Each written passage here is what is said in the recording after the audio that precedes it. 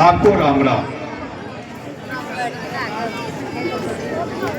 हम सब आज ताराम से आप आ रही तारा से भेज दीजिए मार इस मेले के माध्यम से आपके चल मन थोड़ा आगे आवाज उठे मौका मिल रहा है और साथ ही साथ खेमजी महाराज के भी हमने दर्शन किए हैं।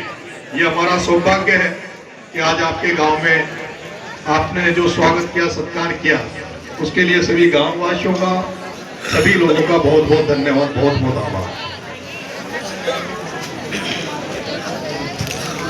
अभी हम आए तो मैंने एक अलग ही संयोग देखा। भगवान का मंदिर भी है और मंदिर प्रांगण में बाबा साहब भीमराव अंबेडकर की मूर्ति भी आप गांव वालों ने लगा रखी है। इससे अच्छा सौभाग्य मैंने कहीं दूसरी जगह नहीं देखा। आज जितनी जरूरत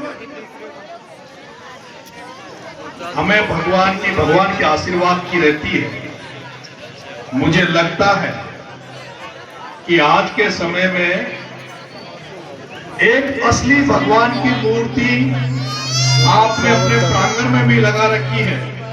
शायद कुछ माता बहनें नहीं जानती होगी कि जो नीली ड्रेस में एक मूर्ति लगी हुई है जिसका नाम है बाबा साहब भीमराव अंबेडकर। अगर आज हम किसी लायक हैं, आज ये मंच सज रहा है, स्टेज लग रहा है, हम बोलने लायक हुए, हम पढ़े लिखे हैं, तो अगर किसी की देन है तो वो इस प्रांगण में लगी बाबा साहब भीमराव अंबेडकर की देन है, जिसने हमें अधिकार दिए और जिसने हमें इस काबिल बनाया कि हम ये सपने देखते हैं कि हमारे बच्चे पढ़ेंगे लिखेंगे तो नौकरियां मिलेगी। उन नौकरियों को दिलाने वाला व्यक्ति, अधिकार दिलाने वाला व्यक्ति कोई था तो बाबा साहब भीमराव अंबेडकर। लेकिन आज जो परिस्थितियां बनी हुई है और जो लोग राज में बैठे हैं, वो लोग बाबा साहब भीमराव के सपनों को चूर करना चाहते हैं। उन्होंने जो अधिकार कानून हमारे लिए बनाए, उन कानूनों को खत्म करना चाहते हैं, उन अधिकारों को छीनना चाहते हैं, हमसे हमारी रोजी रोटी को छीनना चाहते हैं, हमसे हमारे आरक्षण को खत्म कर देना चाहते हैं। उन लोगों को से लड़ने के लिए भी आने वाले समय में हमें सचेत रहना होगा। और आपने देखा होगा पिछले दिनों अभी हमारे लोग सड़कों पे उतरे, ऐसा क्या कारण है कि इतने सालों बाद भी आज भी हम लोग बहुत पिछड़े हुए गांव में रहते हैं। आज भी हमारे पास खेती बाड़ी और छोटी मोटी नौकरियों के अलावा कोई विशेष को हमारे पास नहीं है।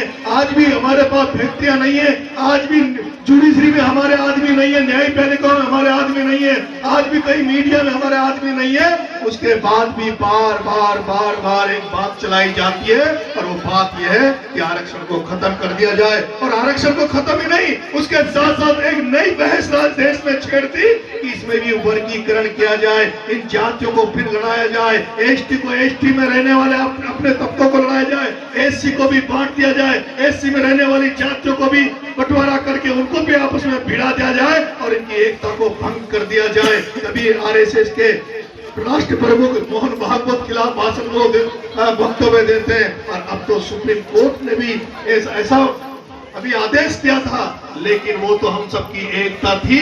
हम सब लोग को जो पहले मोहन भागवत ने जो इस मामले में वक्तव्य दिया तो बिहार में हमारे लोगों ने उनको दिखा दिया और अब जब फिर स्टेटमेंट आया तो फिर हमारे लोगों ने सड़कों पे उतर के उनको आंख दिखा दी और आने वाले संकट से कुछ समय के लिए हमें टाल दिया। लेकिन मेरा निवेदन है कि आपको जागते रहना है, आपको एकता में बंधे रहना है। वो दिन दूर नहीं जब तुमसे सब कुछ छीनने का प्रयास चल रहा है। कभी किसानों के लिए आपने देखा होगा, किसानों की जमीनों को छिड़कने का, छीनने का एक कानून इन्होंने बनाया था, उसको लेकर पूरे देश के किसान दिल्ली पे जा चढ़े, तब जाकर वो कानून इन्होंने वापस लिया था।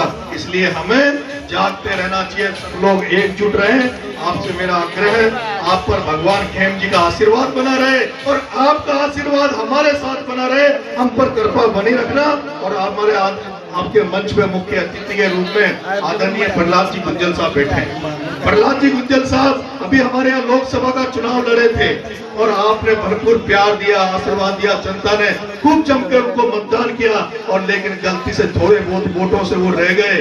अगर वो कसर अगर मिट जाती और एक प्रहलाद गुंजल अगर संसद में पहुंचाता तो मैं विश्वास करता हूं कि कम से कम अगर जब यह सुप्रीम कोर्ट की टिप्पणी आई थी तो पहला वक्तव्य अगर किसी का आता, कोई पहली आवाज कोई उठाता तो प्रहलाद गुंजल उठाता। लेकिन कोई बात नहीं, वो संसद में नहीं पहुंचे, लेकिन फिर भी मैं आपको भरोसा देना चाहता हूं कि आने वाले समय में कम से कम कोटा और बूंदी की जनता के लिए जब भी आप उनको पुकारोगे, जब भी याद करोगे, तो आदरणीय गुंजल साहब आपके साथ खड़े मिलेंगे। ये विश्वास और भरोसा मैं आपको दे के जा रहा हूँ। मैं ये भी निवेदन करना चाहता हूँ, मैं पिछले काफी दिनों से सब चीजों से दूर था, छात्र राजनीति से दूर था, सामाजिक कार्यक्रमों में मैंने जाना बंद कर दिया था, सोशल मीडिया से भी मैंने अपनी दूरी बना रखी थी।